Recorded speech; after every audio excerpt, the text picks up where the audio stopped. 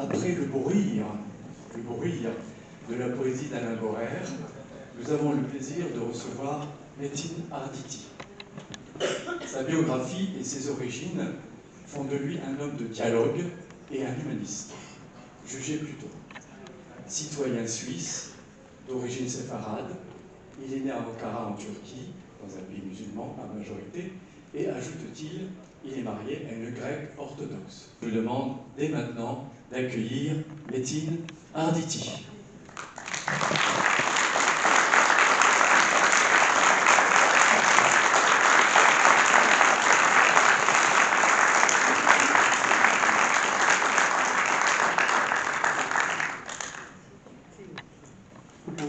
Bien, bonsoir à tous. Nous sommes très heureux de vous accueillir ce soir, Monsieur Metin Arditi. Ça fait longtemps que nous souhaitons vous inviter et donc nous sommes heureux de vous accueillir à l'Ancre Malouine. Même si votre œuvre complexe et qui aborde des choses essentielles ne sera pas forcément une partie de facilité pour moi. Mais bon, nous allons faire pour le mieux. Et nous allons parler de votre livre écrit en 2022, Tu seras mon père. Et après, nous arriverons au livre qui est paru en 2023, Le bâtard de Nazareth. Donc voilà, et vous avez fait beaucoup d'efforts pour venir jusqu'à nous. Le seul train que vous vouliez prendre a été supprimé. Donc on vous remercie doublement d'être là parce que rien n'est facile dans la journée d'aujourd'hui. Alors, on va commencer tout de suite avec Tu seras mon père. Alors avec ce titre, ce livre très très beau, on perçoit que la paternité... je ne suis pas trop loin de vous là, ça va? Je suis bien, d'accord. On perçoit que la paternité sera au centre de l'œuvre, mais d'une manière qui interroge, parce que vous utilisez le futur. Tu seras mon père. Et on comprend donc, parce qu'on est ou on a été le père de quelqu'un, mais avec l'emploi du futur, cette paternité, elle semble à reconquérir. Et donc, ça donnerait le sentiment qu'on entre dans un roman initiatique et que la paternité, ça va être l'aboutissement de toute une série d'épreuves, de tout un chemin initiatique. Et ma première question, c'est de vous demander si Tu seras mon père est un roman d'apprentissage. Tout d'abord, je pense que tout roman est un roman d'apprentissage pour celui qui l'écrit. Ça, c'est certain. On ne ressort pas d'un roman de la même manière qu'on y est entré. Dans l'idéal, la même chose devrait s'appliquer au lecteur. Ou à la lectrice, il faut dire maintenant les deux.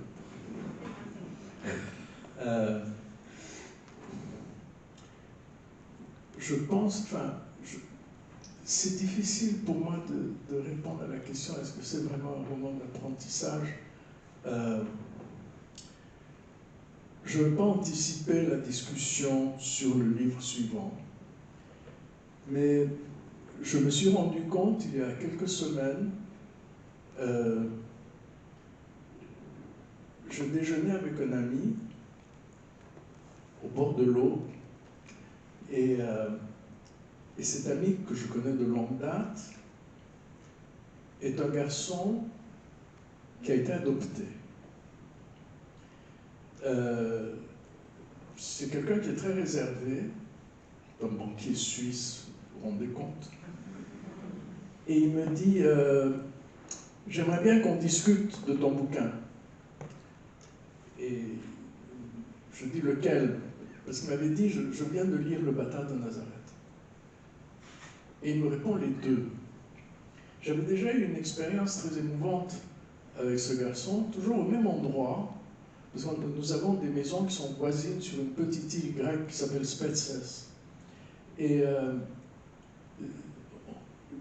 j'ai écrit un roman il y a une quinzaine d'années qui s'appelle La fille des Louganis.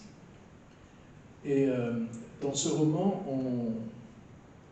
on suit les avatars d'une jeune fille qui est mise enceinte et qui donne son enfant à l'adoption. Je crois que dans tous mes livres, il y a la question de la paternité. Et j'ai écrit le livre, je suis parti d'un certain sentiment concernant le devenir de de cette jeune fille. Et à la fin, je ne savais plus si la personne qu'elle croyait être la mère adoptive de sa fille naturelle était oui ou non la mère adoptive de sa fille naturelle. Je ne savais pas. Et j'étais plutôt dans l'idée que non, alors que j'avais commencé l'écriture en pensant que oui. Et je déjeunais avec cet ami au même restaurant, au bord de l'eau, en dessous de chez nous, et il me dit c'est elle. Et pour moi, c'était le mot de la fin. Donc lui vivait ça comme quelque chose de très important, de très fort, chaque fois. Alors quand il y a quelques semaines, je l'ai interrogé, il dit lequel de ces livres? Il m'a dit les deux. Et à ce moment-là, je me suis rendu compte qu'au fond, c'est un peu toujours la même histoire. Oui, absolument. Et franchement, on dirait presque qu'ils sont dans la filiation l'un de l'autre, avec ce mot père, et même le mot bâtard, qui est forcément celui qui manque de père, ou qui a un autre père que celui qu'on croit. Donc, moi je vais venir à cette question sur la filiation, parce que dans toute votre œuvre, la filiation, le problème du père revient sans arrêt. C'est vraiment un leitmotiv obsessionnel chez vous. Et je suis en train d'écrire quelque chose, et depuis des mois, et puis voilà, je me suis dit, mais au fond, si un jour je dois écrire un livre sur les fabricants de gruyère, je suis sûr que je vais de nouveau dévier sur une histoire de père. Oui, on raconte toujours la même histoire. Oui. C'est terrible. Oui, c'est toujours, ça revient. Bon, moi j'ai eu une enfance un peu particulière. Alors évidemment, il y a un appel d'air. Voilà. Alors, dans votre livre Tu seras mon père, Renato, le jeune héros de cette histoire, rencontre un jour Paolo Mantegazza. Alors, c'est un brigadiste repenti qui a inscrit Francesco Burro, le père de Renato, sur la liste des enlèvements pour obtenir une rançon. Alors, ce dernier a changé de nom, maintenant il est professeur de théâtre à l'Institut Anderson, Lutry, Suisse. Il monte des pièces chaque trimestre, et celle qu'il a choisie ces années-là, c'est « À chacun sa vérité » de Pirandello. Par ailleurs, il traduit Nietzsche. Alors, on peut manquer d'être frappé, comme s'il y a quelque chose de l'ordre du subliminal qui se joue chez vous au Metin Arditi. Est-ce qu'il n'y a pas tout au long de ce texte, où chacun reste masqué, l'expression souterraine d'une vérité qui cherche à se dire? Est-ce qu'il n'y a pas toujours chez vous une vérité souterraine qui cherche à se dire et qui se dira peut-être quand vous écrirez un livre sur les fromages suisses? J'ai pas compris. Je le dis, cette vérité, peut-être elle se dira un jour dans un livre où on ne l'attend pas. Bon, c'est des romans quand même. Enfin, il faut Oui. quand même un petit peu de sel et de poivre. Oui, certainement. Je vous le disais, hein, le processus initiatique, il commence par toucher l'auteur. Oui. Ouais, ça, c'est certain. Oui. Donc, Renato n'est pas au courant, évidemment. Oui. Cette histoire, ce sera comment, dans quelles circonstances il va découvrir ce lien, ce qu'il va faire de cela, et voilà, on ne va pas tout dévoiler. Mais... Non. Mais c'est une belle histoire de paternité, avec ce personnage de Paolo qui, il veut dire, et il ne dit pas. Mais il donne tous les moyens à l'autre de savoir, en lui disant, à l'université 30, on peut trouver mon livre. C'est très très beau, je trouve. Il n'a de cesse, Paolo n'a de cesse de donner des indices à Renato pour que Renato le découvre. Voilà, c'est ça. Cette vérité, elle est souterraine, ils sont tous masqués, mais elle cherche à se dire. Et ça, c'est beau. On revient sur le métier sans cesse. Alors, il s'attache au père, on a déjà parlé de ça, mais il s'attache au père quelque chose de troublant, mais chez tous les personnages. Vous auriez pu le faire qu'une fois, mais celui de Renato, il s'est suicidé une fois qu'il a été libéré par les Brigades Rouges. Oui. Paolo est né de père inconnu. Josie, la prof de hip-hop, elle est née dans le Bronx d'une mère black et d'un père askénaze. Elle n'a pas connu. Le père de Joao, le compagnon de chambre, il a quitté sa mère pour sa secrétaire quand il avait 6 ans. Et c'est là que vous écrivez une phrase très surprenante. Pour beaucoup d'entre nous, même quand on a un père, c'est comme si on ne l'avait pas. En ajoutant qu'il avait proposé à Tantine, la directeure de l'Institut, une conférence intitulée L'internat ou la recherche du Père éternel. Et il en va de même de Pétros. Vous voyez, j'ai vraiment lu par cœur votre livre. Et elle a refusé. Oui, elle a refusé. On ne va pas à cette vérité-là. Et Pétros, l'autre élève de l'Institut, qui, au dire de Joao, aurait vécu de drôles de trucs, et ça va jusqu'au prénom Adolphe, dont le professeur d'allemand, Nadelman, fut affublé par son père.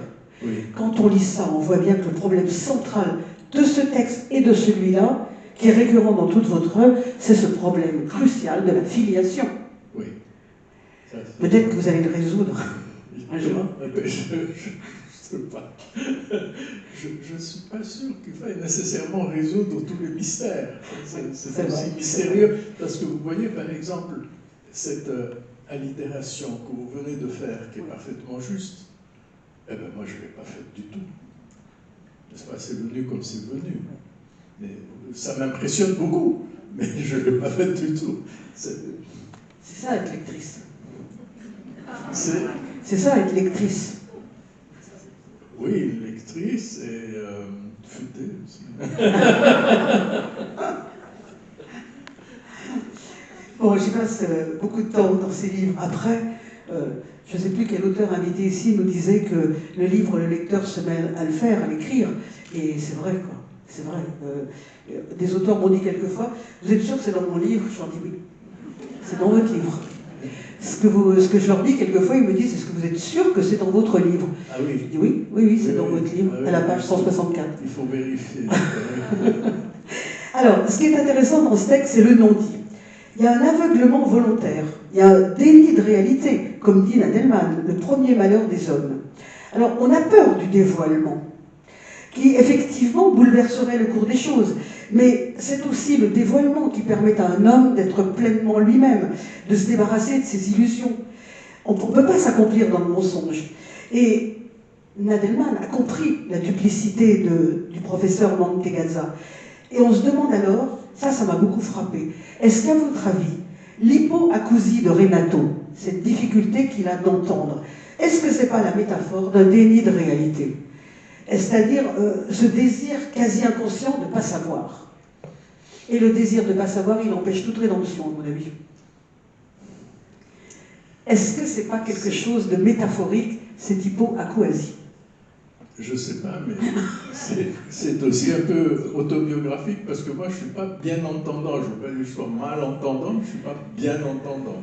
Donc c'est certainement aussi quelque chose que j'ai en moi et que je partage avec le petit Renato. Avec le petit Renato. Voilà. Oui. Parce que quand on n'entend pas, voilà, ça peut être aussi... j'entends pas physiquement, ou je ne veux pas entendre. Ça arrange bien parfois. Ah oui, c'est sûr. Il y avait un diplomate américain, Averell Harriman, qui jouait de ça tout le temps. Quand il ne voulait pas écouter, il n'écoutait pas.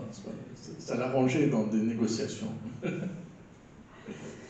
Alors, ce désir de dévoilement existe entre Paolo et Renato.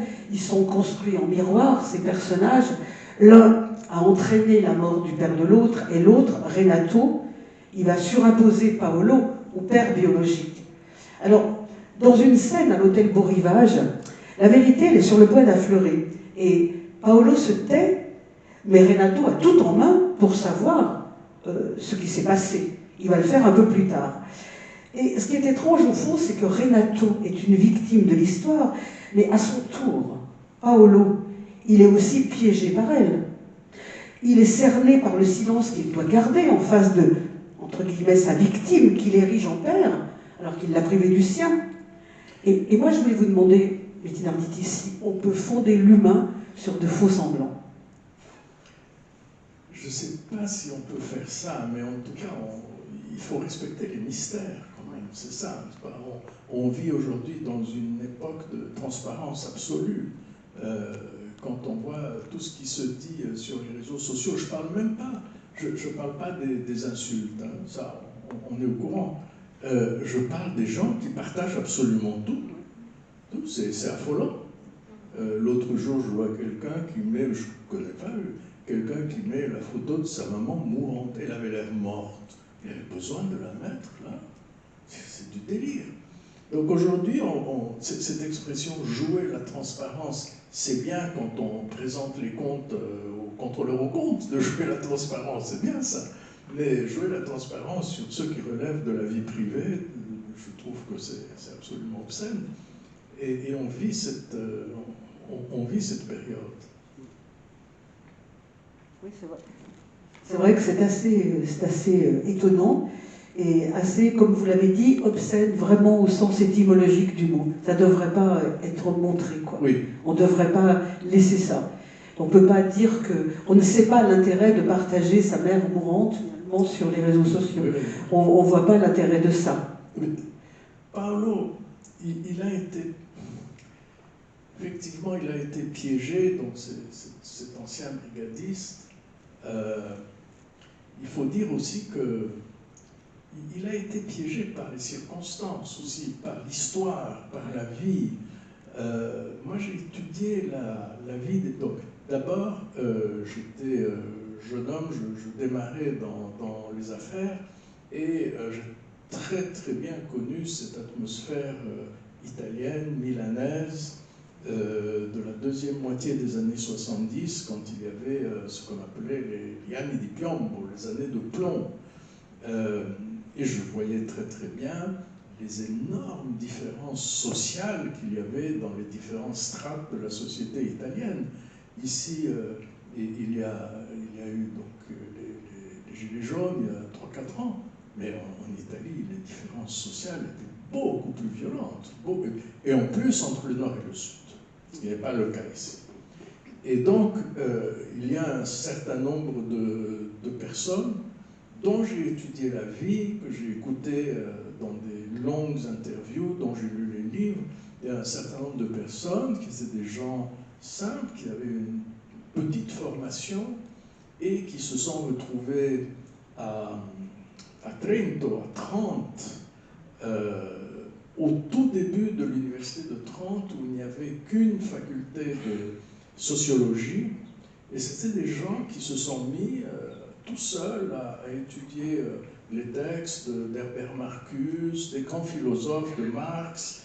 Ils avaient beaucoup de mérite, et puis ils étaient dans une société qui était extrêmement inégalitaire et très dure avec les faibles. C'était des gens qui travaillaient à Milan, à la Pirelli, à la Siemens, ou à Turin, à la Fiat. Et ils ont commencé, ils se sont retrouvés dans un cercle vicieux. Le crime n'est pas acceptable, mais il faut essayer de comprendre. Je ne dis pas qu'il faut pardonner, ce n'est pas ma façon de le faire, je ne peux pas viser par eux, mais il faut essayer de comprendre. Ils ont commencé par des grèves, et puis des tracts, et puis il n'y a rien qui se passait, ils se heurtaient à un mur, et après ils ont commencé à incendier des voitures de dirigeants, et puis ensuite à kidnapper des dirigeants pour une période limitée, et ils les relâchaient dans la journée ou le lendemain, et petit à petit ils sont tombés dans le crime. Et encore une fois, c'est évidemment inacceptable. Mais il faut bien comprendre dans quel contexte tout cela se passait. Moi, si j'ose faire une petite parenthèse, il y a longtemps, j'ai écrit un livre sur Machiavel. J'ai tout lu de Machiavel, j'aimais beaucoup étudier Machiavel.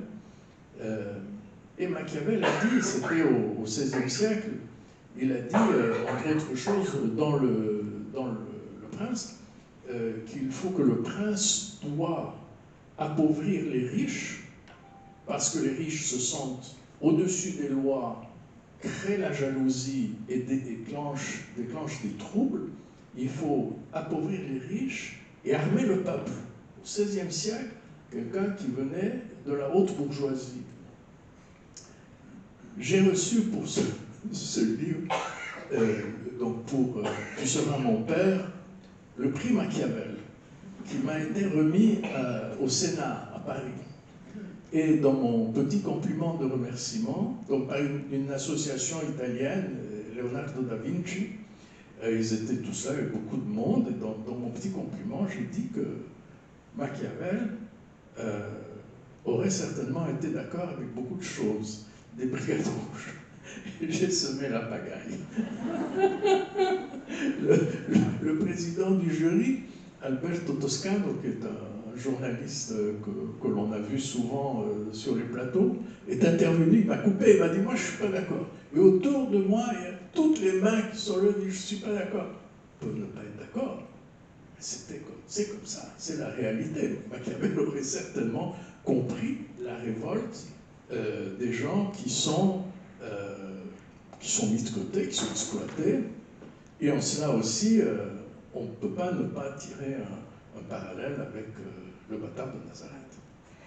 Et ce que j'aime beaucoup chez vous, Bettina Arditi, c'est justement que sous la surface des choses, sous ce que les idées communément admises, vous faites une investigation parce que vous voulez comprendre les tenants et les aboutissants et des choses qui apparaissent évidentes. Eh bien, quand vous les travaillez depuis leur source, que vous les regardez, on s'aperçoit qu'elles ne sont pas si évidentes que ça. Et effectivement, les Brigades Rouges, et ça devient des criminels, effectivement. Mais au départ, c'était un mouvement fraternel. Et donc, je comprends qu'on vous ait fait taire, parce que voilà, on fait taire au niveau de la surface, mais l'investigation, l'argumentation, elle est là quand même. Et ça se retrouve tout le temps dans votre œuvre, et dans le bâtard de Nazareth aussi. On retrouve ça, voilà. Il ne faut peut-être pas s'arrêter non plus à la chose vue. Il faut peut-être, derrière la chose vue, voir la chose invisible. Parce que ça, c'est important. Enfin, à mon avis. Peut-être que je ne comprends pas votre œuvre non plus. Non, vous avez l'air de très bien comprendre tout ça. Vous savez, mon premier métier, c'était physicien. Donc, faire de la recherche est quelque chose qui est toujours un grand plaisir pour moi. Et quand on écrit un livre, je dois le dire très franchement, 98% du temps en tout cas, on est dans un sentiment d'échec.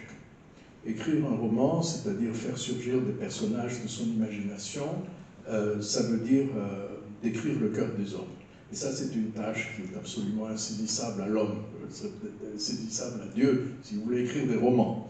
Mais enfin bon, on a déjà assez de concurrence comme ça, je ne veux pas qu'il s'y mêle. Mais c'est vraiment ça, n'est-ce pas? C'est une tâche impossible.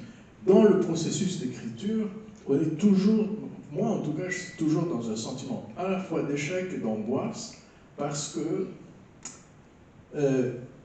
quand on crée un personnage, on prend une responsabilité, je crois, à son égard. Et il n'est pas là pour se défendre. Donc il faut être franc du collier, il faut être correct, il faut le défendre et le dire les choses comme elles sont. Ça, c'est très important. Maintenant, quand on écrit, donc on a cette période assez difficile d'arriver jusqu'au bout, et il y a des plages qui sont toujours très agréables. Ce sont les plages qui sont dédiées à la recherche. On en ressort toujours gagnant. Voilà.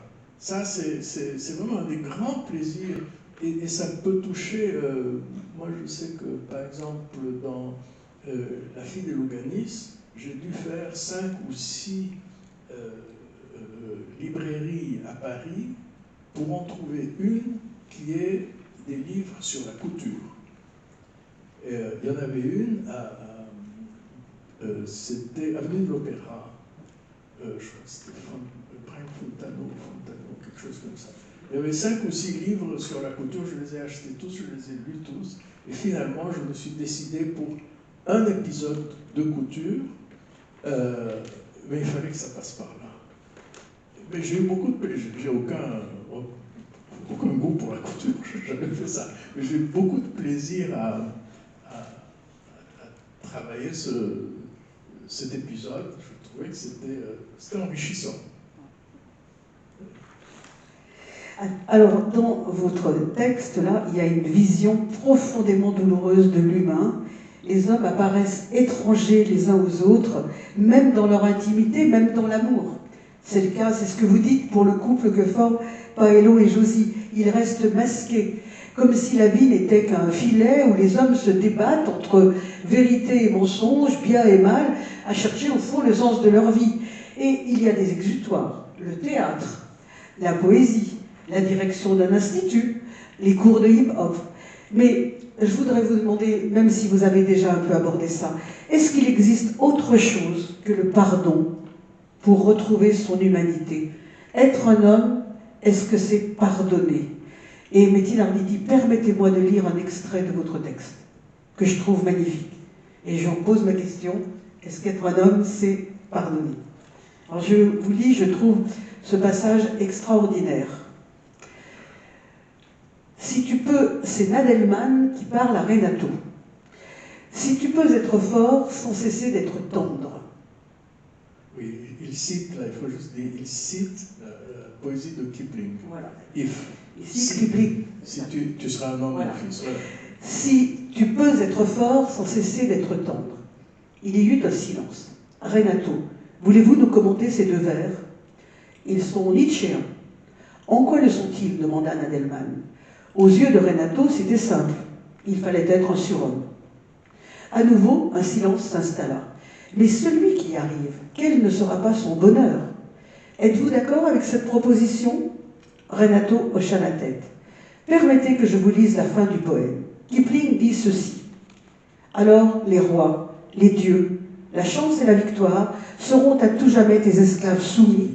Et ce qui vaut mieux que les rois et la gloire, Nadelman laissa passer un silence.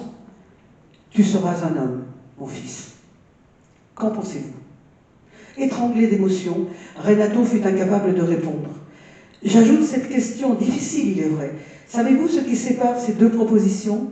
Si tu peux être fort, de sans cesser d'être tendre? Ou, dit autrement, où se rejoignent-elles? Renato secoua lentement la tête. Elles se rejoignent dans le pardon, qui demande de la force autant que de la tendresse. Ce sera lui qui permettra à celui qui pardonne de retrouver un bonheur qui lui semblait inatteignable. Les yeux brouillés, Renato quitta la salle. Toute la classe l'applaudit. Après le cours, Nadelman s'approcha de Renato. « Voulez-vous que nous en reparlions un jour ?»« Je crois avoir compris, » répondit Renato, qu'il dit qu'il faut pardonner à Paolo. Donc, est-ce que être un homme, c'est pardonner? Moi, j'aurais plutôt dit la chose dans l'autre sens.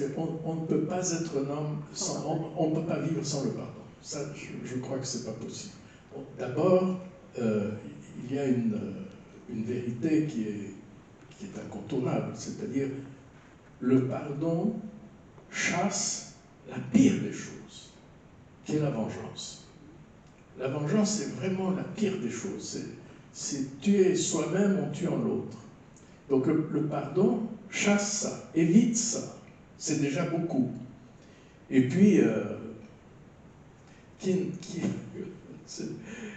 je discutais de mon bâtard de Nazareth avec un ami catholique très croyant qui me disait au fond la chose. Et d'ailleurs, j'avais moi-même, j'ai deux filleules catholiques que j'ai baptisées, et pour l'une d'elles, le prêtre m'avait demandé de choisir un passage des évangiles. J'avais choisi la parabole de la femme adultère. Parce qu'effectivement, là, la grande puissance de cette parabole, c'est le pardon. Et le pardon, ça veut dire que chacun doit faire son bilan, que celui qui n'a jamais... C'est pas juste pardonner, c'est commencer par nettoyer devant sa porte. Et ça, c'est très puissant. Ça, c'est très, très puissant. Et c'est vraiment, je dirais, presque une des choses les plus importantes de la vie, de pouvoir pardonner, parce que à la fois, ça chasse la vengeance, et en même temps, ça invite à l'humilité, qui est peut-être la chose la plus difficile. Et donc, on ne peut pas vivre sans pardon. Est-ce que le pardon fait l'homme? Non, je ne crois pas. Je crois qu'il y a plus encore. Il y a plus que pardonner. L'homme a une responsabilité vis-à-vis de son vis-à-vis. vis-à-vis d'autrui. Il n'a pas nécessairement à affronter des situations où il doit pardonner. Mais voilà, vous voyez, c'est une condition nécessaire, ce n'est pas une condition suffisante. D'accord. Alors, je vais vous poser encore une question sur Tu seras mon père, et après, on arrive à votre autre roman. Dans la troisième partie de cette tragédie, en 3 actes, hein, il y a l'absence du père, l'imposteur et la rédemption. Renato, comme Paolo précédemment, il écrit un mémoire sur les Brigades Rouges, et il dit, et là, moi je trouve que c'est une phrase que vous devez bien prendre à votre compte, « J'essaie de comprendre ce qui s'est passé ». Alors, dans cette quête, il entendra les voix de tout le monde. Celle de Rosa, sa confidente de toujours, celle de Bashfad, le journaliste ami de Paolo, qui lui dit une vérité. Alors, on n'a pas le temps de les lire, mais ce serait très intéressant. Et la conclusion de Rosa, qui pousse Renato à pardonner, et qui lui dit « Il t'a aimé. Il t'a aimé. » Et là, il ne mentait pas quand il t'aimait. Oui, oui. Et ça, c'est une très belle chose. Alors, Renato ne va pas réhabiliter les Brigades Rouges. Mais il pardonne parce que la vérité, et ça c'est une chose qu'on apprend en vous lisant, la vérité elle est moins univoque qu'on pourrait le croire. En revanche, ce qui n'est pas univoque, c'est l'amour que lui apportait Paolo et qui lui rendait bien. Et au nom de cette vérité humaine, et loin de toute imposture, la fin de ce texte, dont je ne lirai pas, mais la fin de ce texte, les réunit Renato et un enfant. Je ne dis pas qui est cet enfant. Le texte les réunit autour d'un enfant qui aime les glaces. Et Renato aimait les glaces aussi, puisque son père fabriquait des glaces. Surtout quand il y a une pointe de parfum vanille. C'est absolument bouleversant, cette fin. Cette scène finale, avec ces 2 personnages autour de cette glace, c'est plein de sous-entendus, c'est plein de choses.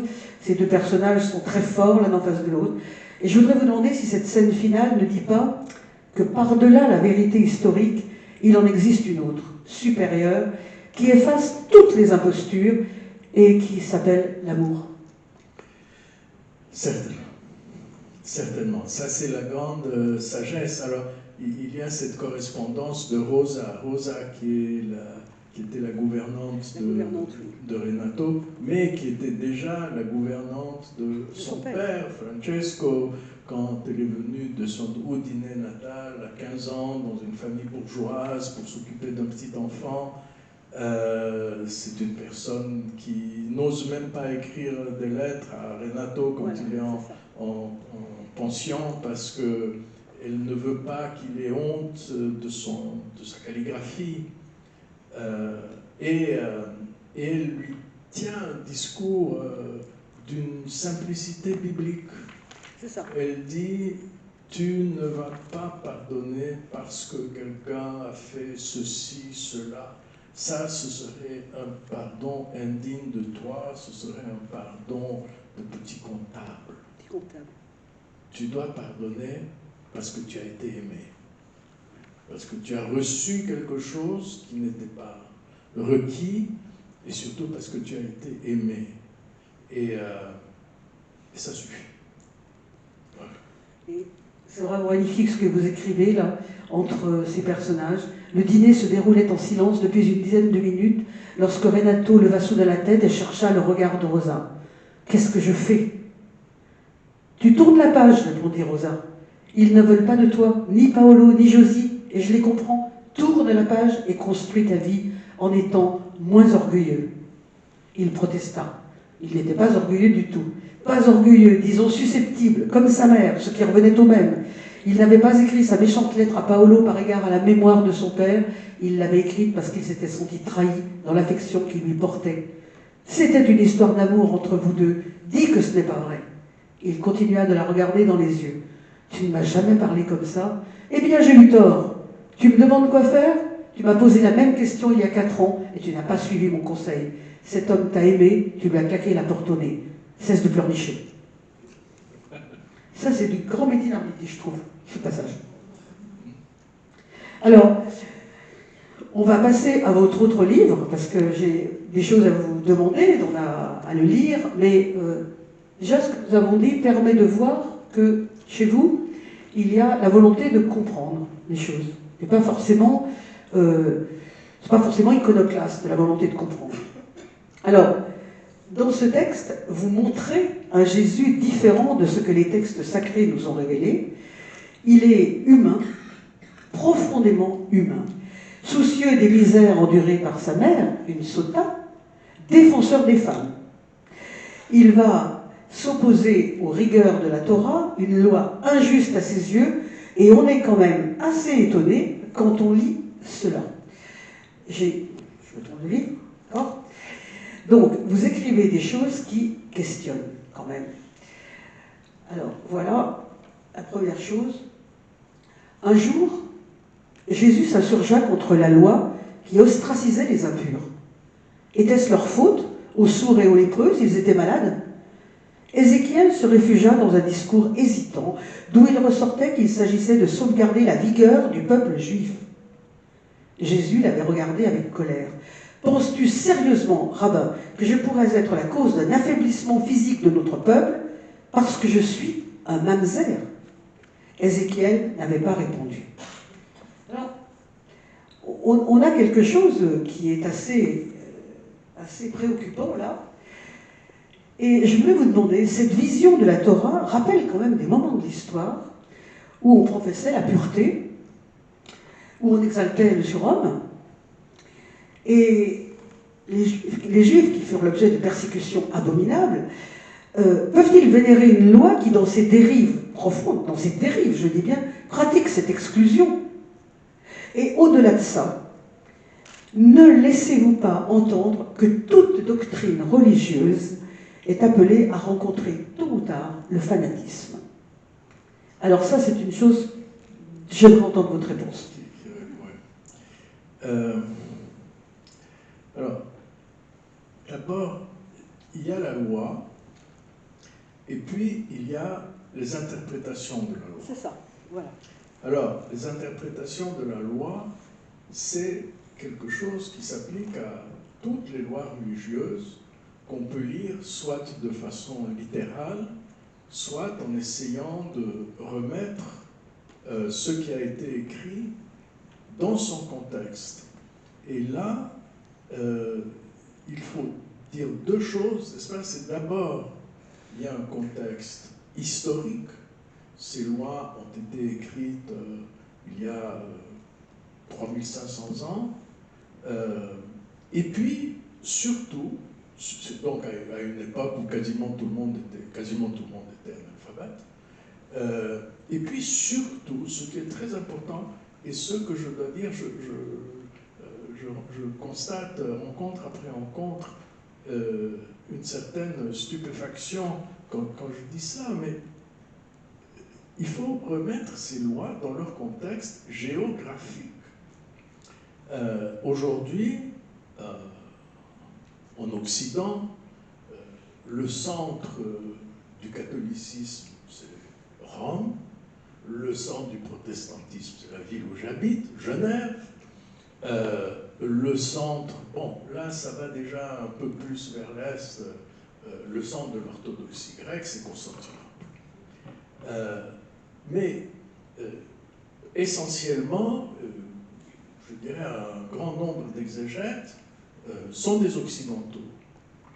Et ces textes ont été écrits par des orientaux. Quand je dis, je parle de christianisme d'Orient, je fais déjà un pléonasme. Ça vient de là. L'Orient est une région du monde où pendant longtemps, on a écrit des contes, on a raconté des contes, parce que les gens étaient précisément très largement analphabètes. Et puis, quand on écrit un conte, ma foi, on embellit. Même Hans Christian Andersen écrivait des contes où il l'embellissait.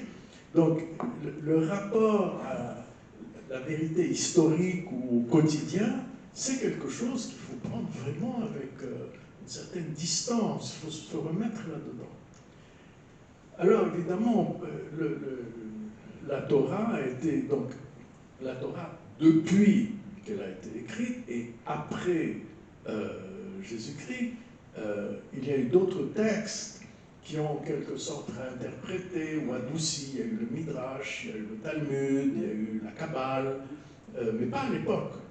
Mais à l'époque, quand même, la Torah, il faut le reconnaître, c'était la première fois que l'on parlait d'un Dieu unique, dont on n'évoque pas le nom en vain, donc qui est au-dessus de tout.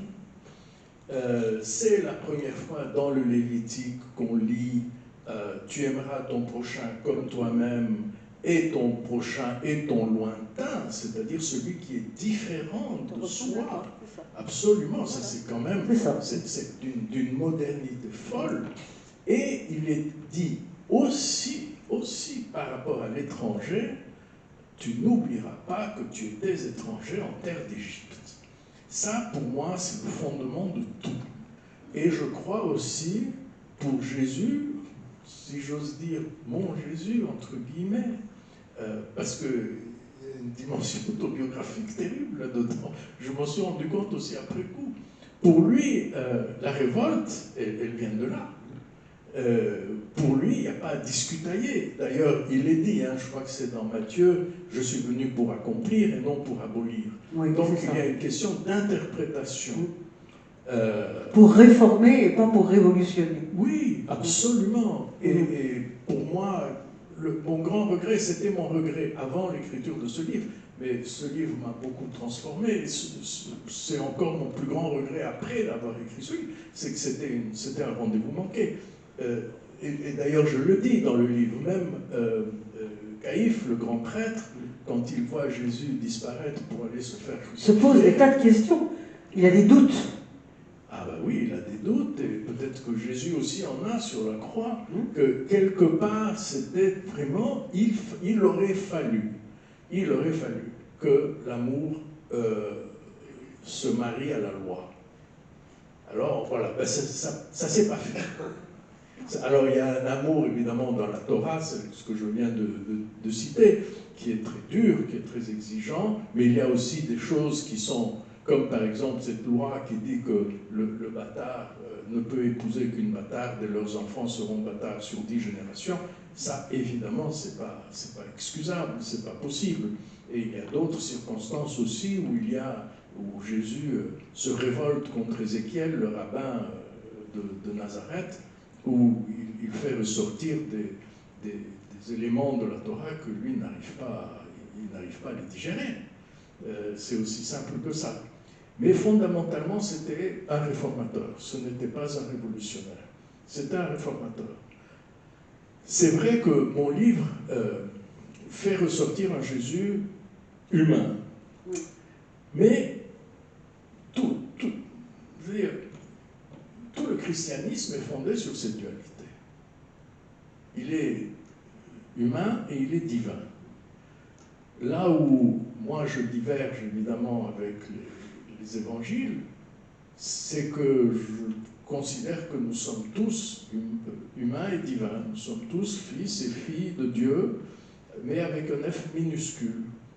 Et les évangiles considèrent que lui c'est avec un F majuscule. C'est une nuance qui, à mes yeux, affaiblit son action. Parce que si c'est un homme comme nous, alors l'exemple est vraiment d'une radicalité quasiment insupportable, incontournable, indispensable et impossible à égaler. C'était Kierkegaard, le théologien danois protestant, qui disait il est indispensable et impossible d'être chrétien, parce que pour lui être chrétien, c'est-à-dire imiter Jésus, et je pense exactement comme lui. Je pense exactement comme lui. Et donc, bon, les exégètes, pardon de le dire, mais n'ont pas toujours été non plus d'une audace folle en commentant ces textes. Moi, ce que je ne comprends pas, c'est qu'il y ait vraiment, d'abord, il y a peu d'exégètes qui se sont avancés à dire que Jésus était considéré, ou pouvait être considéré dans sa société comme un bâtard. Alors, on va poser souvent la question, alors est-ce qu'il était bâtard? Réponse, ça dépend aux yeux de qui, n'est-ce pas? admettons, partons de l'idée qu'il a été conçu par le Saint-Esprit. C'est un mystère devant lequel je ne peux que m'incliner. Je n'ai pas choisi cette version parce que je voulais faire un roman, donc c'était pas possible. Mais partons de cette idée. Marie est informée par l'ange. Joseph est informé par l'ange. On peut imaginer que Joachim et Anne, les parents de Marie, sont dans la confidence. Mais le Nazaréen lambda, on ne peut pas lui dire, tu sais, c'est le christianisme. Le christianisme n'existait pas. Le concept d'Immaculée Conception date de 1854. Donc, forcément qu'il était... Et ça, disons, il y a une petite frange d'exégèse. Je peux comprendre qu'un exégète qui est très croyant, très attaché au dogme, n'ose pas s'aventurer jusque-là. Ça, c'est la première chose. Mais il y a plus. La deuxième chose, c'est que à partir du moment où Jésus est à la fois Dieu et homme, donc il est homme aussi, qu'est-ce qui se passe à Nazareth? Forcément qu'il subit l'ostracisme. Et lui et sa mère. Et donc, ce garçon qui est quand même extraordinaire, quoi qu'on puisse penser qu'on soit croyant, pas croyant, il est quand même extraordinaire. J'étais l'autre jour, j'allais d'Athènes vers le Péloponnèse avec ma femme, en voiture, il y a 10 jours. Et puis, on passe devant toutes sortes de villages, on voit toutes ces églises. Je me suis dit, mais non d'une pipe, tout ça, dans le monde entier, c'est un petit gars de Palestine qui l'a fait. C'est quand même extraordinaire. Donc, il devait avoir une personnalité très forte, mais cette personnalité, elle était mue aussi par un sentiment de révolte contre l'injustice. Et puis, je me dis, mais est-ce que là, je diverge? Est-ce que c'est vraiment blasphématoire de penser dans ces termes? Je crois que non. Et là, après avoir écrit le livre, je me suis dit, il y a encore une autre question que les exégètes ne se posent pas. Et ça, c'est quand même assez bizarre. Je veux dire, ça ne va pas à leur crédit. Au fond, Dieu, tout-puissant, décide, n'est-ce pas? Il décide, c'est lui. Jésus a été conçu par Marie, par le Saint-Esprit, à peu près à mi-distance entre les fiançailles de Marie et Joseph et la date du mariage. C'est dans un livre très très savant de Daniel Robbs, il disait c'est à peu près une année. C'est la vie en Palestine au temps de Jésus-Christ, au temps de Jésus. C'est un livre de référence formidable. C'était une année. Donc, il a été conçu à peu près à mi-chemin, à un moment suffisamment éloigné pour que la population nazaréenne constate qu'il a été conçu hors mariage. Or, il aurait été très simple pour le bon Dieu de dire il sera conçu par l'Esprit Saint à 2 jours du mariage. Et du coup, personne n'aurait rien su de cela. Pourquoi ne l'a-t-il pas fait? Parce qu'il fallait que Jésus vive le drame des hommes. Pour cela, on ne pose jamais cette question. Il fallait que Jésus vive en tant qu'homme, en tant que petit enfant, le drame des hommes, comme dit si bien Aaron Appelfeld, l'écrivain israélien, le romancier israélien. Il dit « Une blessure écoute toujours plus finement qu'une oreille. » Oui, j'allais le citer. Voilà. Et donc, voilà, c'était donc en tant qu'homme que Jésus, après, on me dit, mais il est, pourquoi tu l'as fait comme ça, tellement furieux? Attendez une seconde. De nouveau, on en revient à une petite compréhension de l'Orient. Jésus, les évangiles le disent, il a chassé les marchands du temple. Ça s'est fait comment? Il leur a distribué des plaques de chocolat suisse. Il était furieux. Et ces marchands, avant de chasser un marchand, il défend son étal, il défend son business. Ils ont résisté, certainement. Donc la fureur de Jésus, elle n'est pas inventée, elle est sous-jacente. Dans les évangiles, elle est sous-jacente. Sans ça, il n'aurait pas réussi à chasser les marchands du temple. Donc il y a cette dimension humaine de laquelle il semble que beaucoup de gens n'osent pas s'approcher de peur de tomber dans le blasphème. Mais ils ne sont pas dans le blasphème. Et une autre question qui est posée, à laquelle, de nouveau, je ne vois pas les exégètes s'atteler pour y trouver réponse. Et pourtant, la réponse, et tout ça, à mes yeux, ne fait que renforcer le christianisme. L'autre question, c'est Jésus qui la pose sur la croix. Élie, lema sabachthani.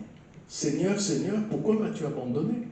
Mais s'il ne l'avait pas abandonné, il n'y aurait pas eu de christianisme. Il n'y aurait pas eu de croix. Si on enlève la croix, il n'y a plus de christianisme.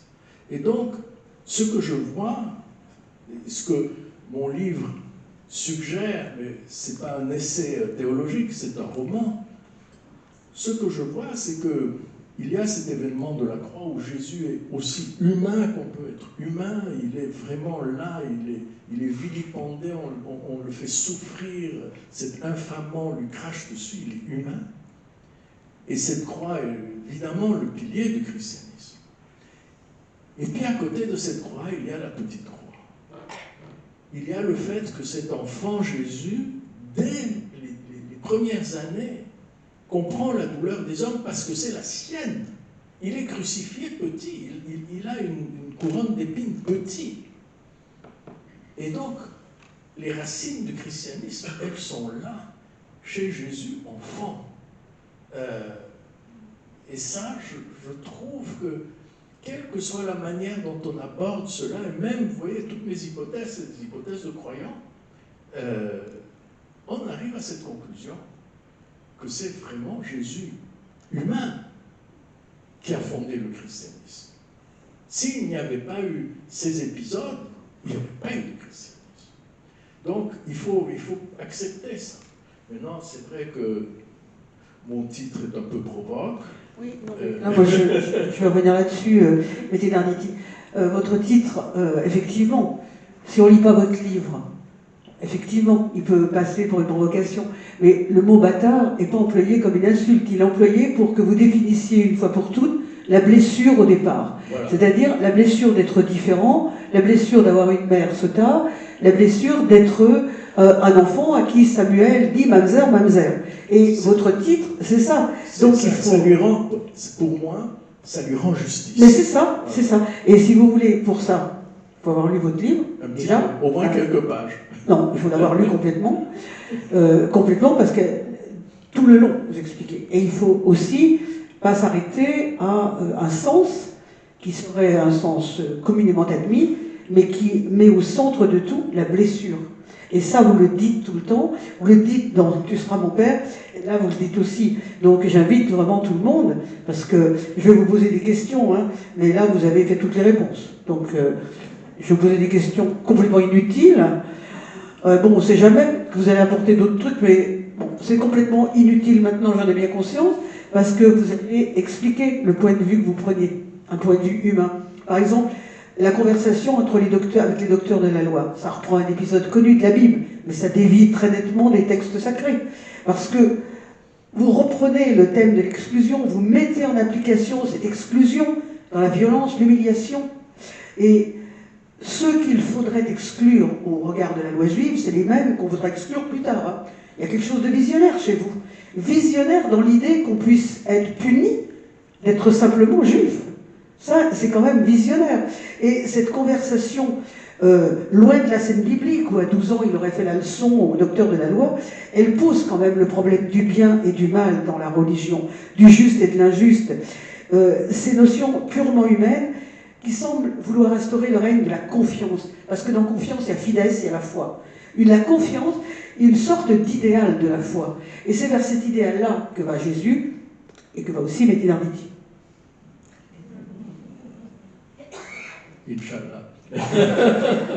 la main dans la main. Vous avez remarqué du reste qu'il a donc, il a ses confrontations avec le brave rabbin Ézéchiel à Nazareth. Oui.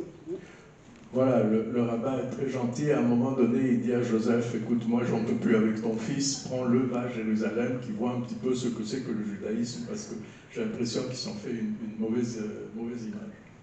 Et il va donc à 12 ans, et il a cette confrontation avec les docteurs de la loi, et qu'est-ce qu'il leur dit? Il est en fureur, il a 12 ans. À 12 ans, on est tout à fait capable d'être en fureur contre des adultes. Et il leur dit, moi, je suis meilleur juif que toi. Meilleur juif que toi, oui, c'est ça. Et il dit la même chose à la fin de sa vie, ouais, à Caïphe, le grand prêtre. Absolument. Il dit, moi, je suis meilleur juif que toi. Ouais. Voilà. Et quand, à moi, on me fait des reproches parce que je m'occupe de la condition des Palestiniens occupés, et qu'on me dit que je suis antisémite, je dis, moi, je suis meilleur juif que toi. Oui, si on vous dit que vous êtes antisémite, c'est quand même des gens qui ne vous connaissent pas. Oui, mais bon, vous savez, c'est une insulte assez facile, et je ne suis pas le premier juif à être traité d'antisémite.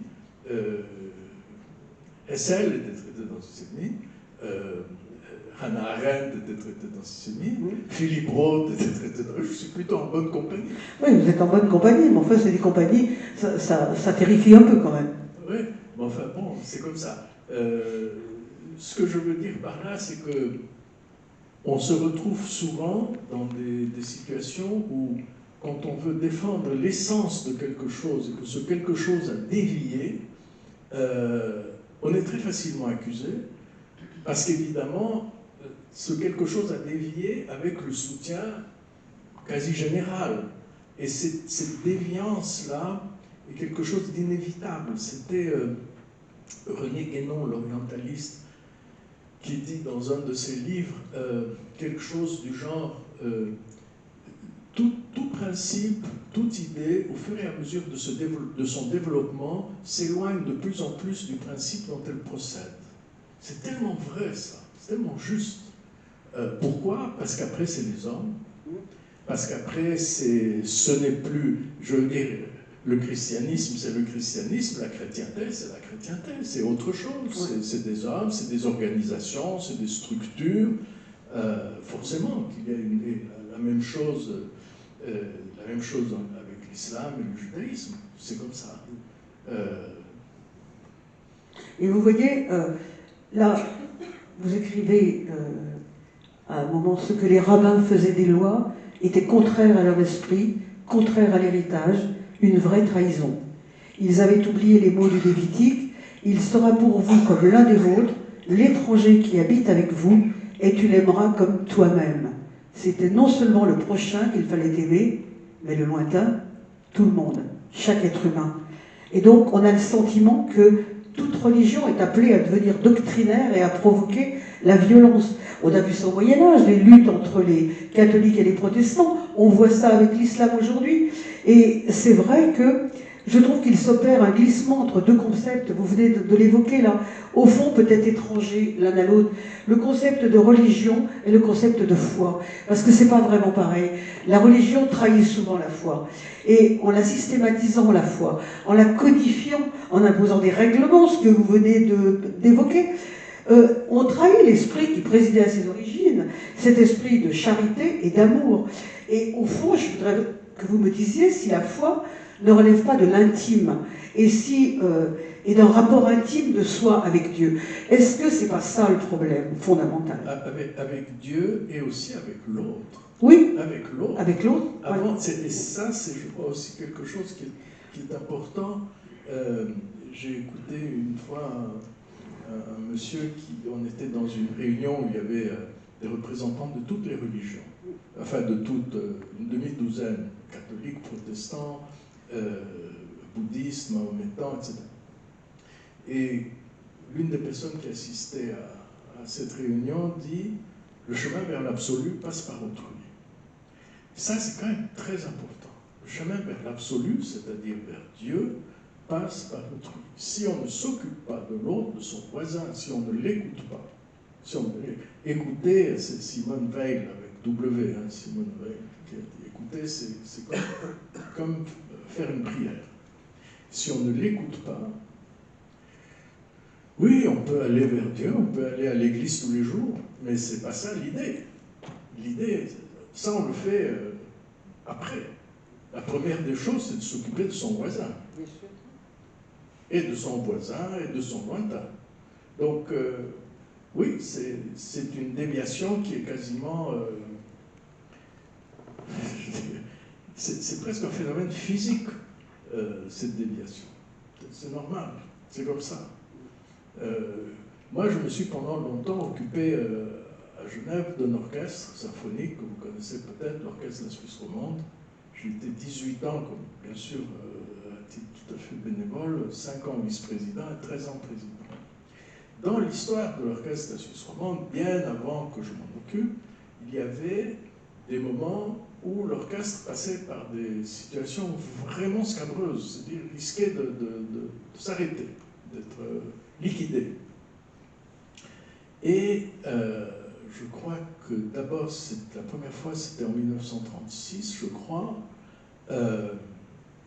il y a eu des citoyens genevois, lausannois, qui se sont réunis pour sauver l'orchestre. C'était un mouvement formidable, et ils l'ont sauvé. D'été, ils ont créé l'association des amis de l'Orchestre de la Suisse romande.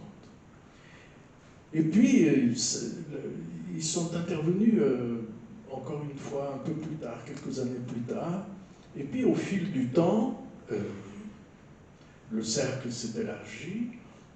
Quand moi je suis entré à l'orchestre, ils étaient dans le canton de Genève, qui compte 500 000, enfin à l'époque 400 000, ils étaient plus de 2000.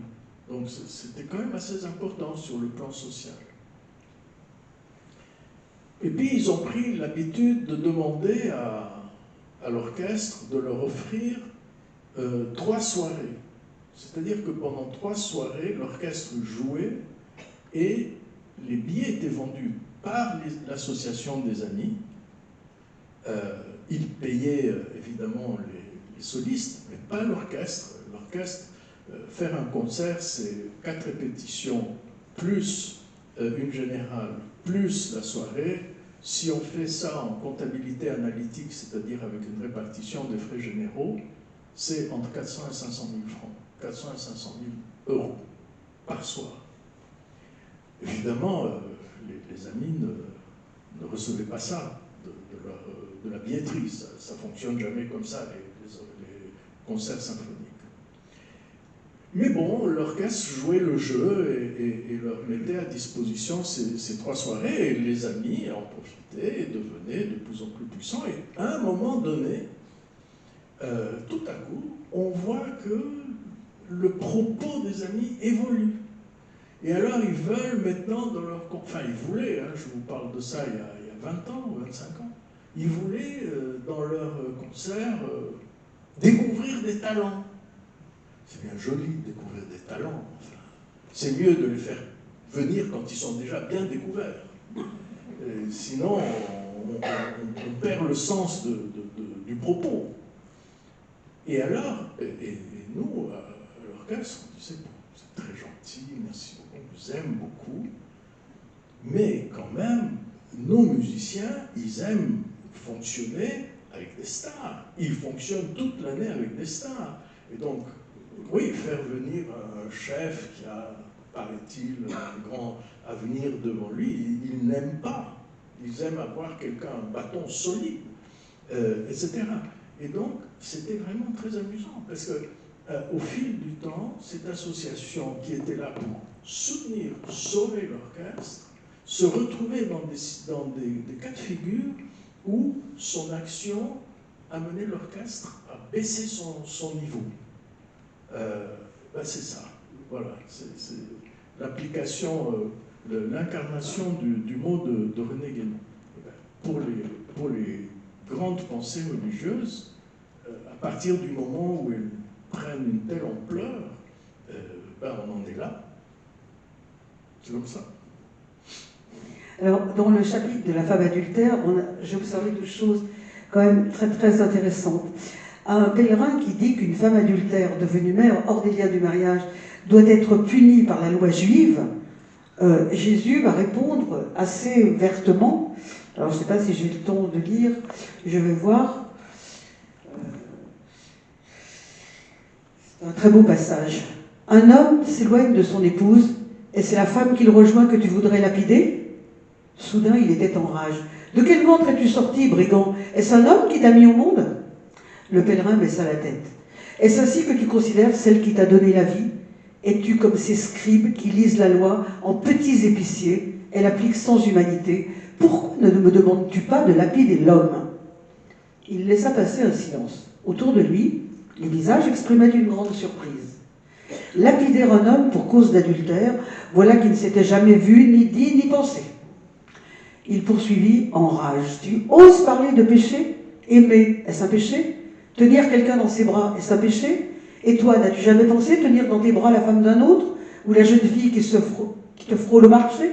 Faudrait-il qu'on te lapide pour ses désirs? Il haussa les épaules. Que tu ne les aies pas réalisés ne change rien à l'affaire. Tu aurais bien aimé, dis-le. C'est vrai, murmure le pèlerin.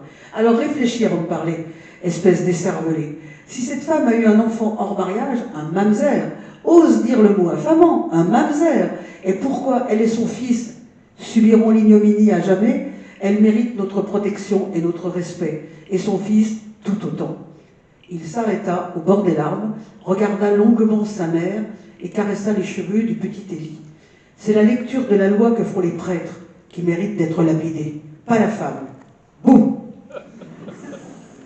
Alors donc s'exprime une vision de la femme très moderne, hein. Vous lui reconnaissez le droit au désir, à l'amour, ce n'est pas un péché méritant la lapidation. Et il y a une deuxième chose que vous avez déjà abordée, qui semble essentielle et qui relève de l'exégèse. Lire la loi en petit épicier et l'appliquer avec sans humanité, ce n'est pas très intéressant. Et en arrière-plan, on lit toute la souffrance de Jésus d'être un mamzer, fils de Sota. Et ça nous renvoie d'ailleurs à des thèmes très actuels, hein, le combat pour les femmes, l'intégrisme. Alors, je voudrais vous demander si vous ne pointez pas ici, avec cette lecture partiale, donc erronée des textes par les docteurs, un des problèmes les plus dramatiques de notre monde contemporain, sinon le plus dramatique, à savoir l'intolérance. Oui, l'intolérance et, entre autres, la position des femmes. Et ça, c'est quand même... Le problème n'est pas réglé du tout. Je ne parle même pas de la situation de la femme dans un certain nombre de pays, et notamment en Orient. Mais même chez nous, le problème n'est pas réglé du tout. Non, il n'est pas réglé. Et quand j'ai des discussions, des débats au sujet de ce problème qui est entier encore, je le vois, je le vis à travers les filles, qui sont toutes les deux des professionnels. Je dis, elles doivent s'imposer, c'est pas toujours évident. Le premier problème de tous les problèmes, à mes yeux, c'est l'égalité salariale. Parce que l'égalité salariale décourage le patron qui se croit tout permis. C'est-à-dire l'égalité salariale, c'est l'indépendance de la femme, au même titre que l'homme. Et ça, quand on fait l'analyse étymologique du mot mépris, le vrai mépris à l'égard de la femme, c'est de ne pas lui donner le salaire qu'elle mérite. Mépris, mispriced, ça veut dire le prix faux. Le mépris, c'est attribuer, se tromper dans le prix. Et ça, c'est le début. On n'en est pas là. En Suisse, la statistique moyenne dit qu'il y a une différence de 19%. Bon, c'est global, c'est pas partout, etc. Mais enfin, c'est ça. la première des choses, c'est ça, c'est l'argent qui donne l'indépendance aux femmes et qui leur permet de dire, dans certaines circonstances, merde. C'est aussi simple que ça. Il n'y a pas la dépendance. Et voilà, il y a aussi voilà, maintenant un mouvement très, très violent, très fort, pas toujours très maîtrisé, mais c'était inévitable, qu'il y ait un excès contraire. Je repense à toutes ces piétas qu'on nous montre où la Vierge tient son fils dans ses bras et elle a un air extrêmement douloureux et extrêmement aimant. Et là, on voit la relation inverse, ce fils qui constamment pense à sa mère et qui n'est pas, il n'est pas encore l'homme de la piéta, mais il pense constamment à sa mère.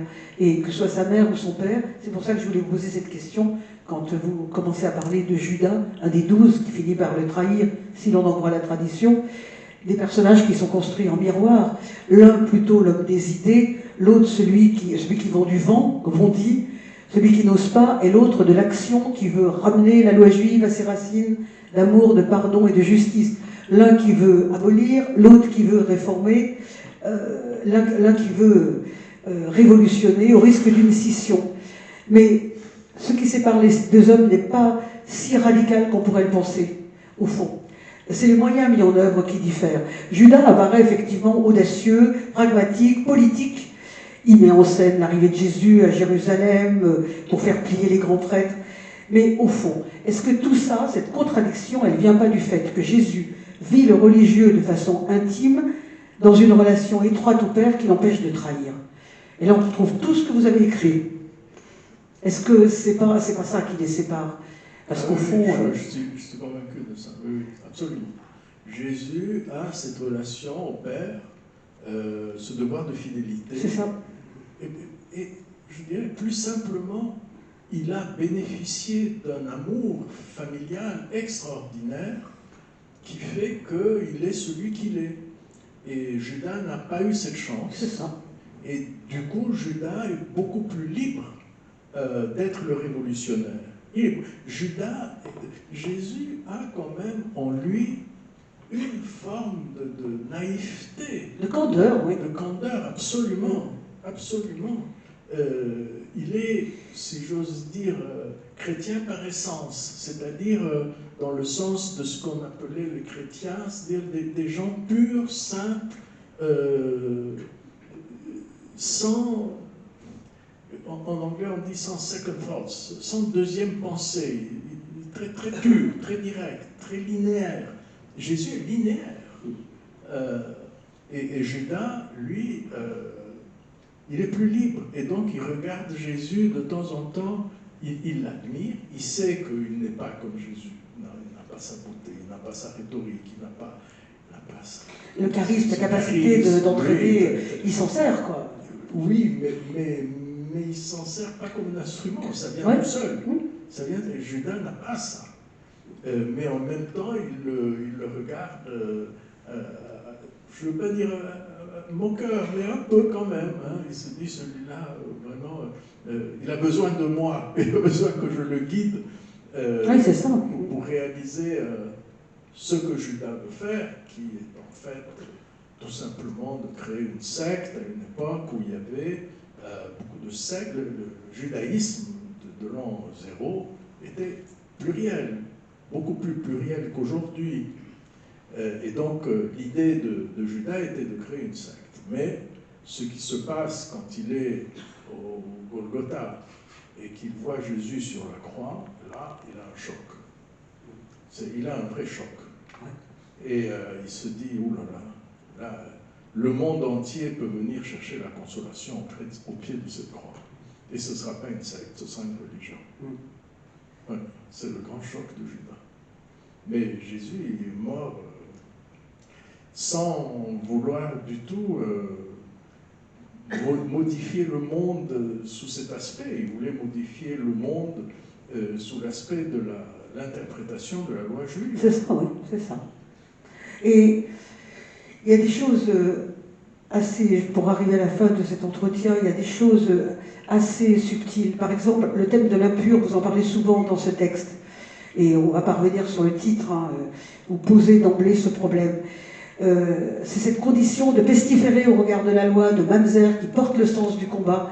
Il faut ramener la loi et la parole de Dieu, tu serviras ton prochain comme toi-même.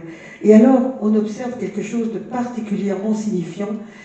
Je ne sais pas si vous l'avez vu vous-même, mais moi ça m'a frappé, parce que vous avez écrit le livre et moi je l'ai lu plein de fois, donc je voudrais vous demander si c'était signifiant pour vous. Au chapitre du Notre Père, Jésus s'adresse aux miséreux du haut du mont Tabor, et il va dire ceci.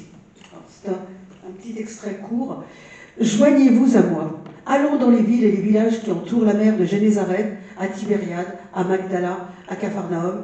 Passons par Bethsaïde, Hippos, Gardara, Péler. Partout, parlons à nos frères miséreux. Annonçons-leur notre marche. » C'est cette phrase qui est importante. Annonçons-leur notre marche à Jérusalem. Demandons-leur de nous accueillir, de nous écouter et surtout de nous suivre. Allons ensemble montrer aux grands prêtres combien nous sommes nombreux, combien nous sommes puissants, combien nous sommes déterminés à obtenir justice. Oui, hurla la foule de plus en plus fort, allons à Jérusalem. Eh bien, vous voyez, je trouve ça extraordinaire. Vous dites, allons à Jérusalem. Vous dites pas, marchons sur Jérusalem. Et tout est dans la préposition. Et tout est dans la préposition parce qu'on perçoit les intentions pacifiques, le dialogue espéré. C'est, on va à Jérusalem, on ne marche pas sur. Et donc, est-ce qu'on n'entre pas dans la quadrature du cercle? Comment faire cohabiter le dialogue et la bataille? Comment réaliser l'alliance de l'esprit avec une marche guerrière? Le résultat, c'est l'échec. C'est ça. Voilà, c'est ça. Le résultat, c'est l'échec. C'est ça. Oui, on peut dire que Jésus a réussi quelque chose d'extraordinaire après sa mort, malgré lui, en quelque sorte, avec la résurrection, mais de son vivant terrestre, il n'a pas réussi à entamer un dialogue avec Caïphe. C'est ça, n'est-ce pas, l'idée? Ouais. Le tête-à-tête entre Jésus et Caïphe, c'est peut-être l'épisode le plus long du livre, oui. Où on voit que c'est vraiment un dialogue de sourds. Caïphe, il réagit comme un chef de tribu, pas comme un homme de Dieu. C'est ça. C'est ça qui est intéressant, parce qu'on va à Jérusalem pour entamer un dialogue. C'est pas une marche sur Jérusalem, mais on est accueilli comme si on était le fouteur de troupes qui a marché sur Jérusalem. Oui, bon, il se passe l'épisode des marchands du temple. Parce que oui. Là aussi, j'essaie de montrer comment les choses ont pu se passer lorsque Jésus se souvient que la première fois qu'il était à Jérusalem avec ses parents, ils se sont fait chasser du temple. Ils se sont fait chasser voilà. du temple.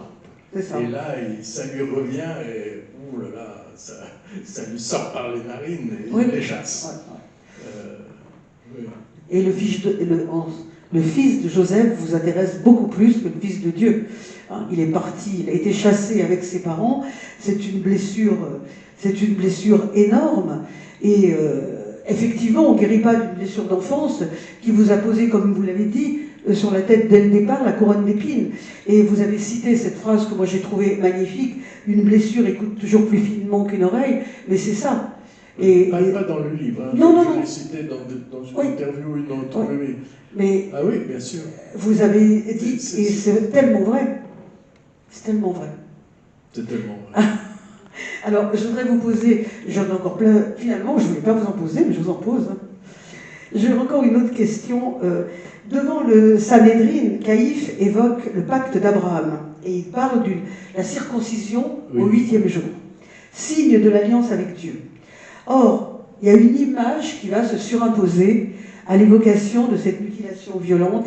C'est un thème récurrent, c'est l'âne Abraham, qui est un thème récurrent dans ce texte. Image de douceur, de confiance, d'amour, le Christ, Jésus lui parle. De sagesse. Voilà. De sagesse. Qui va s'opposer à la première, parce qu'on dédouane de toute faute le circoncis, une fois qu'il peut faire n'importe quel délit, s'il est marqué de ceci, tout va bien. Alors, d'un côté, il y a l'innocence pure, simple, vraie. De l'autre, il y a un rite. qui se suffit à lui-même et vous accorde une rédemption, un petit peu comme les indulgences qu'on distribuait au Moyen-Âge. Hein. Vous êtes marqué, vous risquez plus rien. Mais ce que je voulais vous demander, il y a un point de résonance très fort ici en inversant les comportements. Jésus prodigue des caresses à son âne, mais la loi juive, dans ses excès, marque les hommes comme les animaux d'un troupeau. Oui. C'est intéressant quand même ça. Oui, c'est bizarre. Hein. Oui. C'est quand même intéressant cette histoire-là. Oui, il y a ça, et puis il y a quelque chose d'autre qui gêne Jésus au premier chef dans cette histoire. Ok, les hommes se font circoncire, et ainsi ils appartiennent au peuple juif. Voilà. C'est ça le pacte d'Abraham. C'est ça. C'est ça. Et les femmes. Alors, Les femmes, elles n'appartiennent pas. Pas d'appartenance. bah, elles ne peuvent pas être circoncises. Voilà. Bon, on pourrait parler d'excision, mais ce n'est pas le cas. Donc, au fond, elles ne sont pas marquées. Non. Et donc, du fait qu'elles ne soient pas marquées, c'est de nouveau une manière de les ignorer. C'est ça. Et c'est ce contre quoi Jésus se bat En pensant à sa mère. autant qu'il peut. Autant qu'il peut. En invitant, et ça c'est repris dans les évangiles souvent, en invitant à sa table des femmes, des prostituées, des filles mères, toutes choses qui sont mal vues par la communauté. Il est d'une audace folle. Oui. Et vous avez, je pense qu'il faut bien lire jusqu'à la fin, parce que jusqu'à la fin, il y a, vous faites des investigations qui sont profondes. Il y a quelque chose de très visionnaire, de très contemporain dans ce livre, qui signifie que ce qui fonde la loi juive n'est pas appliqué à l'interprétation qu'on en fait. Et j'ai trouvé particulièrement terrifiant que le seul membre du Sanhédrin qui défende l'innocence de Jésus, le grand prêtre Nicodème, c'est également celui qui le condamne, en ayant le courage ou la lâcheté d'affirmer son innocence. Oui, plutôt la lâcheté. Finalement. Plutôt la lâcheté, vous pensez? Moi, j'avais vu le courage. Je suis plus gentil. Non, parce que donc il y a cette loi juive qui est assez surprenante, mais qui est au fond pleine de sagesse. Et pleine de sens, hein? Oui, c'est plein de sens. Et qui dit ceci, que si quelqu'un est condamné par le Sanhédrin à l'unanimité, étant donné que par essence les hommes aiment s'opposer les uns aux autres, et que là donc personne ne se serait opposé à lui, cela veut dire qu'il y a un vice de forme, voilà. Et cet homme doit être libéré. Et donc comme tout le monde vote pour, jusqu'à ce que le Sanhédrin, le calife, le grand rabbin, ait à donner son vote, tout le monde vote pour la culpabilité, et le grand rabbin dit, mais si moi je vote pour la culpabilité, je le libère. Oui. Et donc il s'adresse à Nicodème, il dit, toi, on t'a entendu dans le passé le défendre. Alors, c'est quoi ta position? Et Nicodème sait que s'il persiste à le déclarer coupable, Jésus sera libéré. Et il le déclare innocent. Et en déclarant Jésus innocent, il le condamne. Voilà, c'est ça. C'est paradoxal, mais c'est comme ça. Et peut-être que le déclarer innocent, peut-être qu'il n'a pas pu, dans les tréfonds de son âme, dire qu'il était coupable. Là, il y a deux interprétations. Hein. Il commence par le dire quand même. Oui. Oui, donc c'est sûr, parce que donc dans le roman, il va voir Jésus quand il est arrêté. Il va le voir dans sa cellule. Non, il ne va pas le voir dans sa cellule. Il va le voir avant. Et il lui dit, enfuis-toi, tu es recherché. Avec Samuel. Oui. Donc il aime bien Jésus. Oui. C'est son ami. Ah oui. Et il sait que ce que Jésus fait est juste. Mais à la fin du compte, il se fait happer par le groupe, par sa tribu. Il se fait happer et en votant l'innocence, il le condamne. Oui, mais s'il avait voté sa culpabilité, excusez-moi Betty Arditi, je ne veux pas aller contre ce que vous dites, mais s'il avait voté sa culpabilité, il trahissait quelque chose aussi en lui. Alors vous vous dites l'acheter, moi je dis non. Bon, Non mais moi je ne l'ai pas lu comme ça. Si vous voulez, après tout, on a le droit de diverger. Hein. ah oui. Et moi, vous voyez, je le vois peut-être comme quelqu'un qui n'a pas pu dire qu'il était coupable. Ouais. Même si ça entraîne justement ça mort. je le vois plus magnanime. Mais bon, c'est vous qui avez écrit le livre. C'est vous qui savez. Eh oui. Alors je vous pose une dernière question. Le moment le plus troublant de ce texte, celui où Jésus en croix revoit dans son agonie son camarade Samuel, avec qui il jouait enfant, à caillou touché, celui qui le traite de Mamzer pour la première fois. Et il lui dit « Mamzer, Mamzer, comme je t'aime, pour avoir eu ce mot, Samuel. Il a illuminé ma vie. » Eh oui.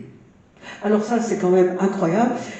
Et c'est là que le titre de l'œuvre prend son sens. Tout est là. Tout est là. Tout est là. Tout est là. Absolument. Il a illuminé sa vie. Voilà. C'est juste.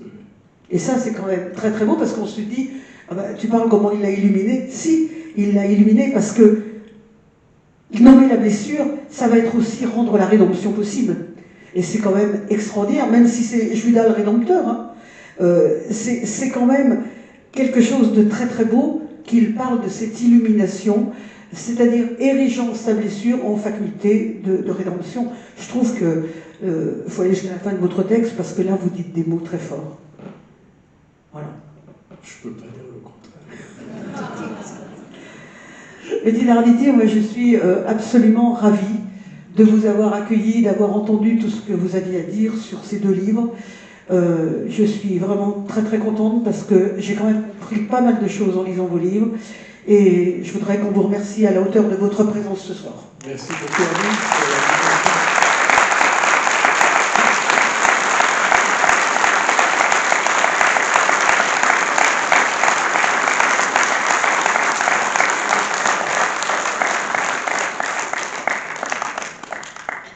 On m'a fait jurer que je devais quitter la salle à 19h15, il est 19h29. Avez-vous une question? Mais ça fait 14 minutes, je suis en effraction de 14 minutes déjà, mais je vais me faire pendre. De toute façon, Bettina Arditi va dédicacer ses livres et je vous invite à les lire. Ils sont très beaux. Est-ce que vous avez une question? On ne pourra pas faire davantage.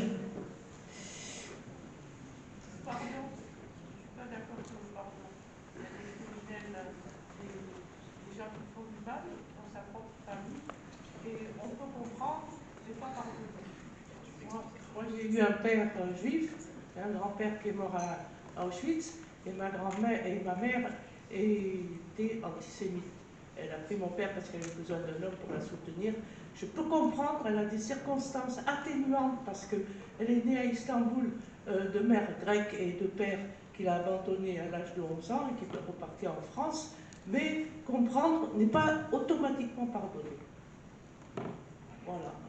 Oui, madame, vous avez tout à fait raison. Et je disais tout à l'heure, je ne sais plus à quel moment de l'interrogation, qu'il y a des circonstances auxquelles moi-même je ne peux pas me substituer. Qui suis-je pour juger si quelqu'un peut pardonner ou pas? C'est impossible. Il faut respecter aussi la volonté de chacun. Sur le fond, écoutez, personne n'est parfait et certainement moi le dernier. Donc il y a aussi des choses de mon enfance sur lesquelles je n'arrive pas à passer. Hein. Je peux le dire, je peux pérorer comme un crétin pendant des heures en disant que c'est très important le pardon, mais quand ça s'applique à moi, je suis au bas de l'échelle. C'est comme ça. On ne peut pas se substituer à autrui. Voilà, je vous remercie pour votre présence. Applaudissez encore Bettina Arditi. Merci à vous.